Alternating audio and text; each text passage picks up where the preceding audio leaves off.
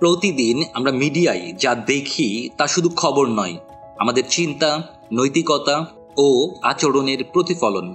কিন্তু প্রশ্ন হলো, এই মিডিয়া কতটা নৈতিক, আর আমরা দর্শক হিসেবেই বা কতটা সচেতন? ভুয়া খবর এখন তথ্যযুদ্ধের নতুন অস্ত্র। এটি তৈরি হয় উদ্দেশ্যপ্রণোদিতভাবে, জনমত নিয়ন্ত্রণ, বিভ্রান্তি ছড়ানো বা কারো ভাবমূর্তি ক্ষুণ্ণ করার জন্য।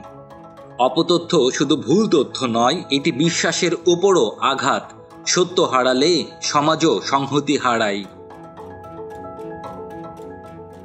কোনো মানুষের ব্যক্তিগত জীবনে উকি দেয়া এখন অনেকের কাছে খবর তৈরির শর্টকাট। কিন্তু নৈতিক সাংবাদিকতা কি বলে? জনস্বার্থ ছাড়া কারো প্রাইভেসি ভাঙা অপরাধ। বাংলাদেশে এখন গোপন ক্যামেরা, লিকড ভিডিও আর ব্যক্তিগত চ্যাট নিয়ে খবর ছাপা হচ্ছে। কিন্তু মনে রাখুন, প্রত্যেক মানুষই সম্মানের যোগ্য, তারা জনপ্রিয় হোক বা না হোক। যখন সহিংস দৃশ্য আমাদের দৈনন্দিন বিনোদন হয়ে যায়, তখন আমরা সহিংসতাকে ভয় পাই না, বরং অভ্যস্ত হয়ে যাই। এটাই সহানুভূতি হারানোর শুরু। মিডিয়ার কাজ বাস্তবতা দেখানো, ভয় বিক্রি করা নয়। খেলাধুলা মানে আনন্দ, ঐক্য, প্রতিযোগিতা। কিন্তু এখন এটি ক্লিক আর রেটিং এর লড়াই। বর্তমানকালে অনেক ক্ষেত্রেই মিডিয়া খেলোয়াড়দের পারফরম্যান্স নয়, বরং তার ধর্ম, পোশাক বা মন্তব্য নিয়ে হইচই তোলে।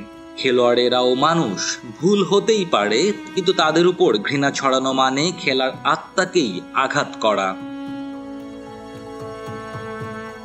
মিডিয়া সমাজের আয়না, কিন্তু আয়নাও পরিষ্কার রাখতে হয়, তবেই আমরা সত্যিকারের মুখ দেখতে পারি।